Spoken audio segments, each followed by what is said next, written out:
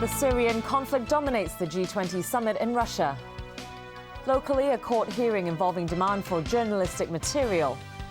And underground radio station back in the spotlight.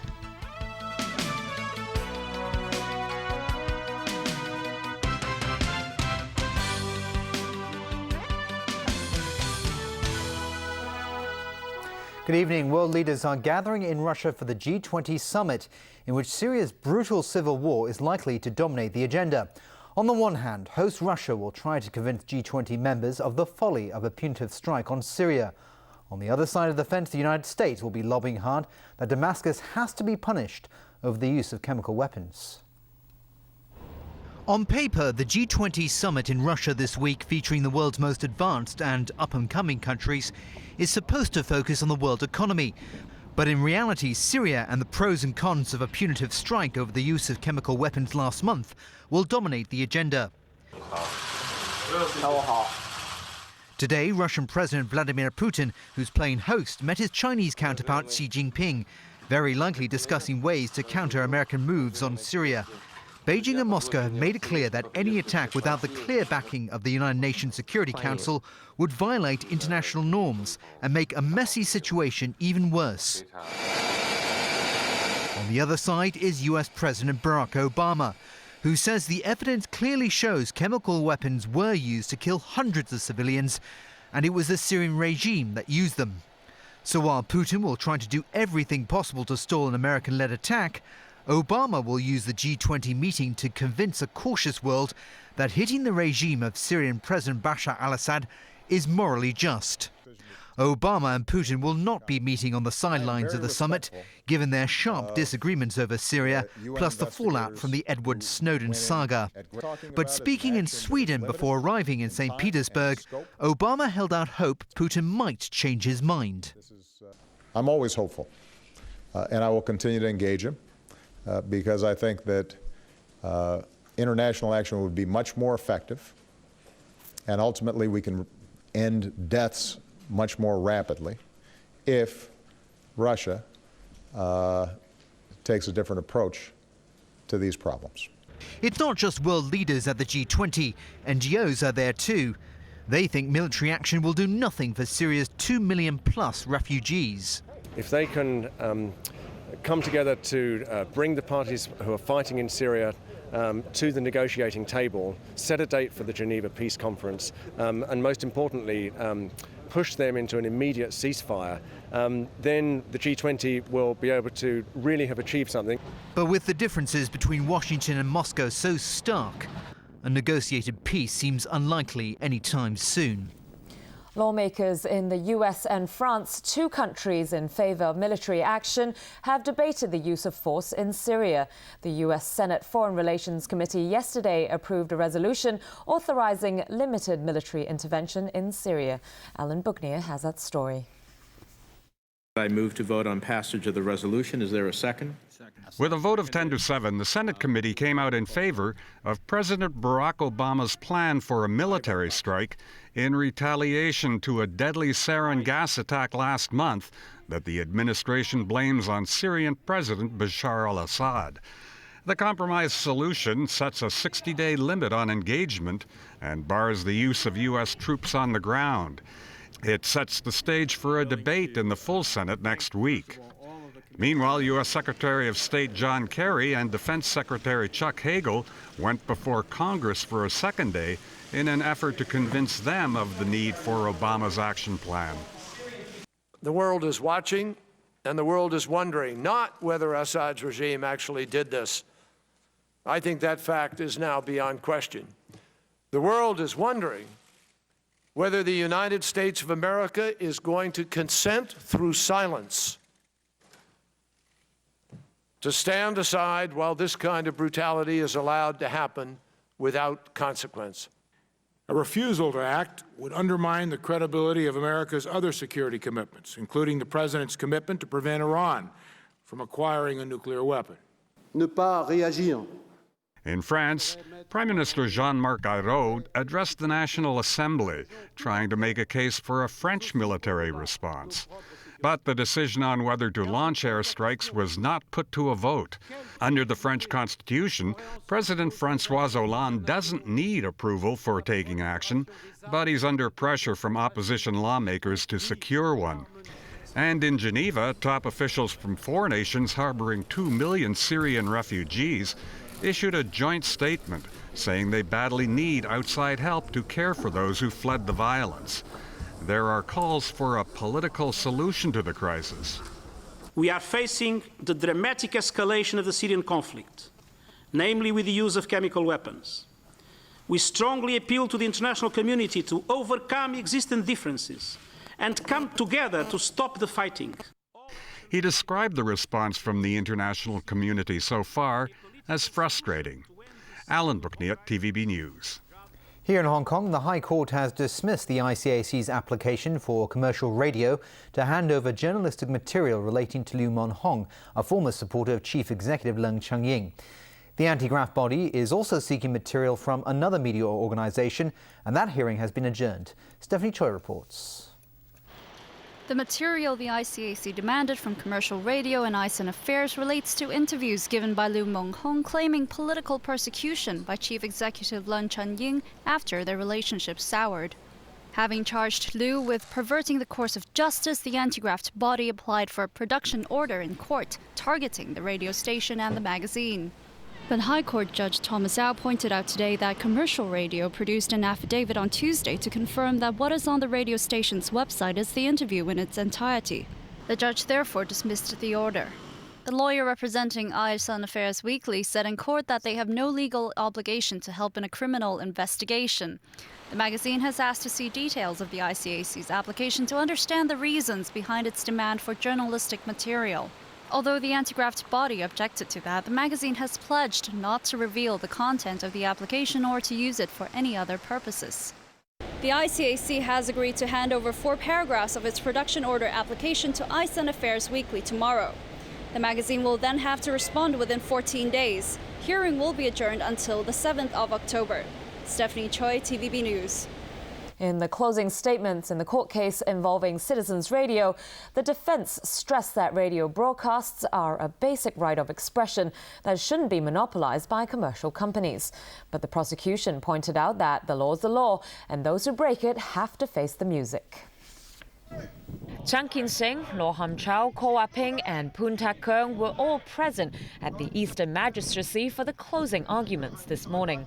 Along with Ocean Technology Limited, the 4 face more than 40 counts of conspiracy to establish and establishing a means of telecommunications without a license, as well as delivering messages for transmission by unlicensed means of telecommunications.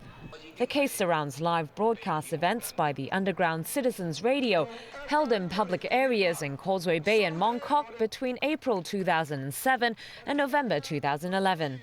The prosecution said to protect the city's aviation and emergency services, licensing must be put in place, and those who violate the regulations will have to bear the consequences. But the defense raised overseas examples, asking why it's possible for other cities to have dozens of radio stations that have been broadcasting for decades, yet Hong Kong still cites technical concerns as a reason to restrict people from the right to express themselves. The defense also questioned the constitutionality of the charges, accusing the government of creating a monopoly over the airwaves and claiming frequencies are a limited resource, while Hong Kong still shares half of its frequencies with the mainland. And the defense called into question evidence submitted by the prosecution, saying that it has shown no concrete proof that Citizens Radio broadcasts interfered with the Civil Aviation Department's operations.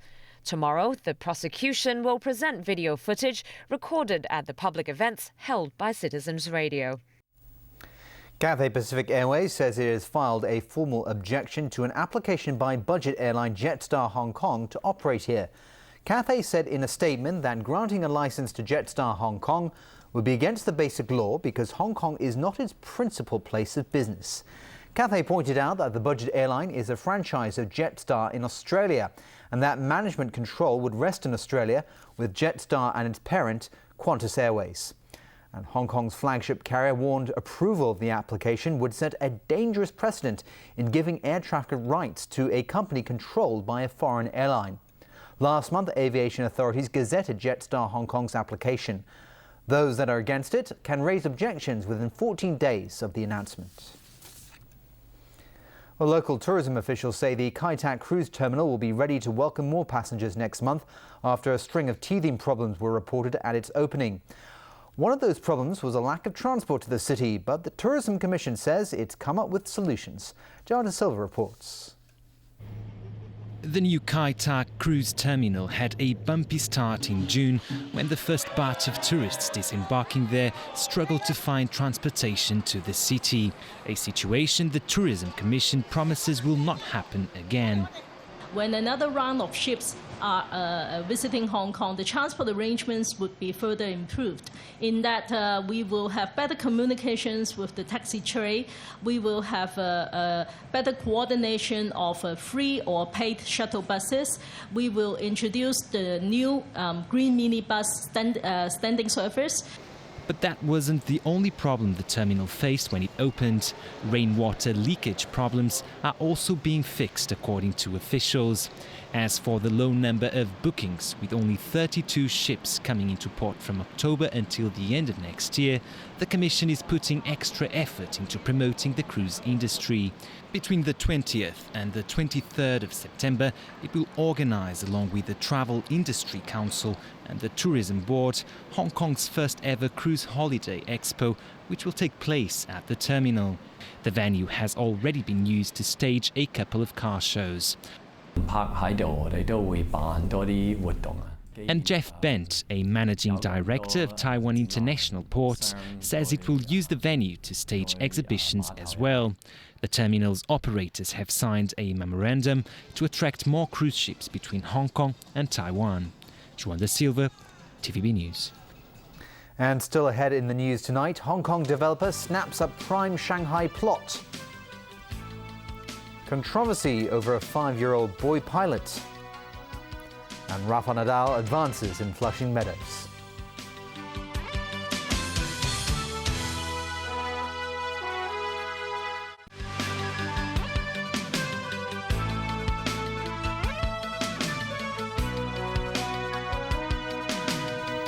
Welcome back. Sun Hung Kai Properties has bought a prime commercial plot in Shanghai for 21.7 billion yuan. The site, with an area of about 100,000 square meters, is located in the city's Xujiabui district, a popular shopping and entertainment hub. 2 companies took part in the auction this morning, and the plot eventually went to Sun Hung Kai Properties. The winning bid was 24% higher than the reserve price of 17.5 billion yuan. The site could feature offices, restaurants, and a hotel in future. Telecommunications firms are stepping up their opposition to government plans to introduce greater competition regarding the 3G mobile spectrum. Vicky Kung has a story. Having trouble with hearing what your friend has to say on the MTR? A UK-based consultant hired by current 3G service providers warned the situation could worsen by 2016. On the MTR, there is a risk of complete breakdown of communications at various times, including voice communication through 3G. That's pretty serious. The consultant also claimed overall service quality will go down by more than 25% if the government takes back 1/3 of the existing 3G mobile spectrum and has it auctioned off. That's a far worse picture than what the government has painted. A typical YouTube video could be 44 seconds longer, that might have only taken 2 minutes to download previously. The consultant also believes the government could save $3.2 billion if it opts to simply renew the licenses with current 3G operators. It says forcing 3G users to switch to and buy 4G smartphones would result in the increased cost. But the analysis does not take into account the possibility of 3G users switching to 4G because of existing problems.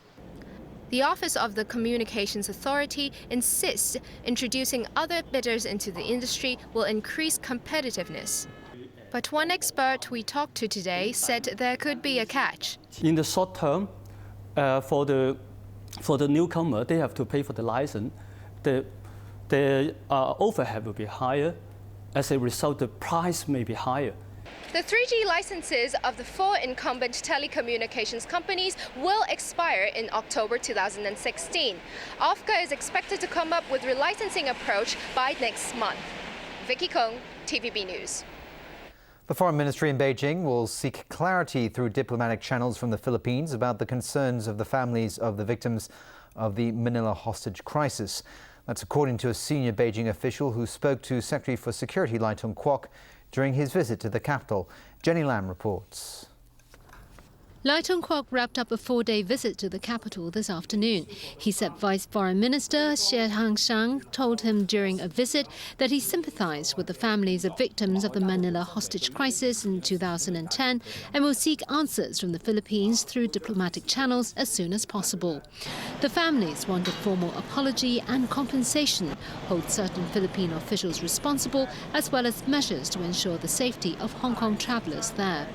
The SAR government, Lai added, will also communicate with the Philippine consulate in Hong Kong to try to conclude the matter as soon as possible. And the security chief denied that comments on the rule of law made by officials at the Hong Kong and Macau Affairs Office during his visit was meant as a warning against Occupy Central. Commissioner of Police Andy Zhang, who also visited Beijing, was asked if police officers can join the Occupy Central movement.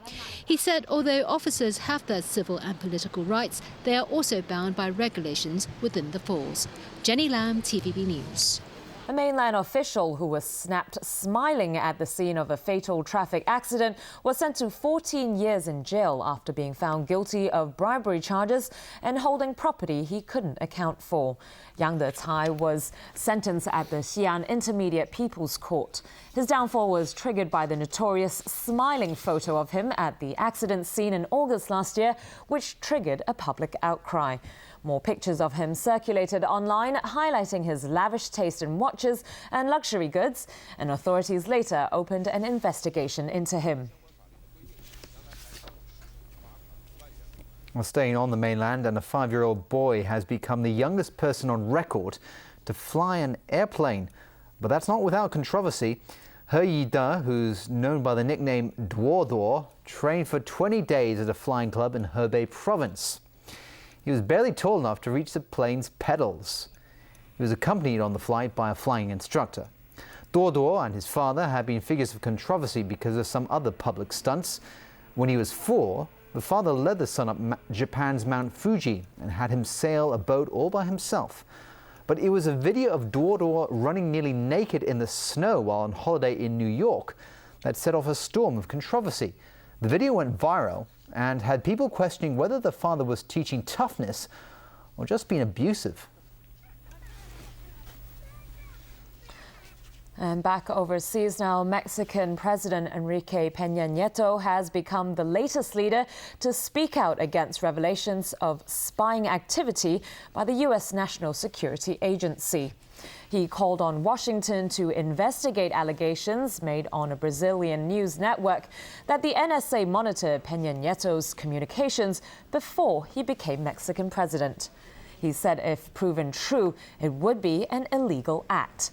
He also said he might raise the issue with his American counterpart, Barack Obama, at the G20 summit.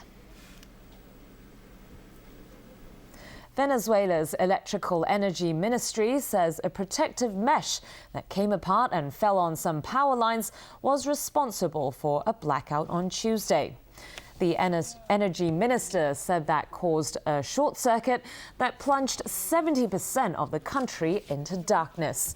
He said there was either sabotage to the mesh or negligence in its handling. The government has launched 2 investigations to determine the cause. Many Venezuelans blame the government for incompetence and neglect for the numerous blackouts that plague the country but rarely affect the capital, Caracas. All right, Tony, over to you for sports. That's right. We've got tennis to start off with, and Rafa on a roll at the US Open. Rafa Nadal advanced to the US Open semi-finals after thrashing countryman Tommy Robredo in straight sets. As James Wong shows us, Nadal continued his dominance on hard courts this season. Rafa taking care of business against number 19 seed, friend and Spanish compatriot Tommy Robredo, love 2-2. Nadal needed only 100 minutes to storm into the last four. 27-year-old has now won 20 straight matches on hard courts. In general, was my best match of the tournament, so that's a great news to be in quarterfinals and played my best match of the tournament. But day by day, just happy being semifinals is a very important result for me. It's a fantastic one, so just enjoy it today. Nadal will play Richard Gasquet for a place in the final. Gasquet defeated Spain's David Ferrer in 5 sets, 6-3 in the decider. He became the first Frenchman to make the U.S. Open semifinals in 14 years. Jameson Wong, TVB News. Meanwhile, on the women's side, second seed Victoria Azarenka beat Daniela Hantuchova of Slovakia 6-2, 6-3 to advance to the last four. Azarenka, the runner-up last year, will play Italy's Flavia Pennetta. Pennetta won in straight sets over Roberta Vinci in an all-Italian affair. Well, there's some controversy at the National Games in Liaoning. The Beijing women's rugby sevens team threw the gold medal match versus Shandong. Trailing 15-0 in the second half, the Beijing players stood still on the pitch in protest over several refereeing decisions. Playing against no defence, Shandong ran out 71-0 winners. Beijing could be stripped of their silver medal pending an investigation. In association football now, Manchester United striker Wayne Rooney has responded to questions about his commitment to the England squad. Rooney will miss the team's World Cup qualifiers against Moldova and Ukraine. Rooney posted a photo on Facebook of the cut he suffered last week in training. He also wrote, "I'm sure people will see the reason why I won't be able to play." United manager David Moyes said Rooney could be out for 3 weeks after he was cut by the boot of teammate Phil Jones. And finally for tonight, a ceremony was held in Bolivia for an indigenous farmer who claims to be the oldest person to have ever lived. Camelo Flores says he has a baptism certificate that lists his birthday as July 16th, 1890, which would make him 123 years old. Bolivia didn't start issuing birth certificates until 1940. The Guinness World Records lists a woman in France who died in 1997 as the oldest person ever at 122 years. Guinness hasn't commented on Flores. Flores is still strong enough to take daily walks in shoes made of recycled tires. He attributes his longevity to the traditional Andean mountain diet of grains, mushrooms, and coca leaves. Maybe we should try that out too. Yes. Sounds delicious. Congrats to him. That's the news for tonight. Thanks for watching. Good night.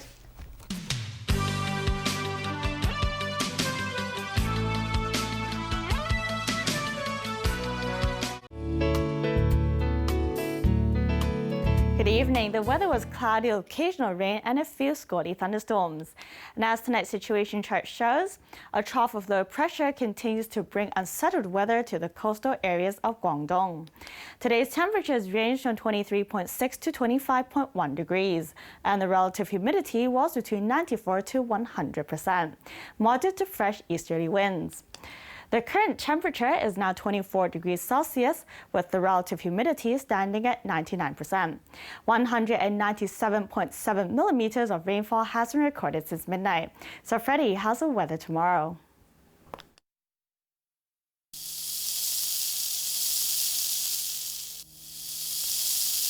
It will be cloudy with occasional rain tonight. There will be a few squally thunderstorms. Rain will ease off gradually and there will be sunny periods tomorrow.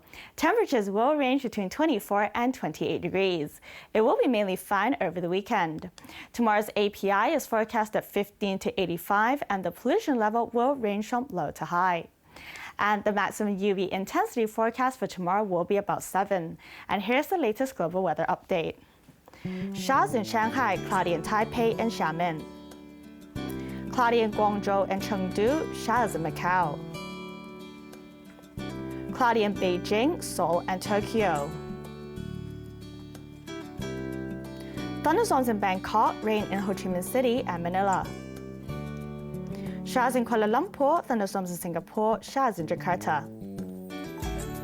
Sunny in New Delhi, showers in Karachi and Mumbai. Sunny in Cairo.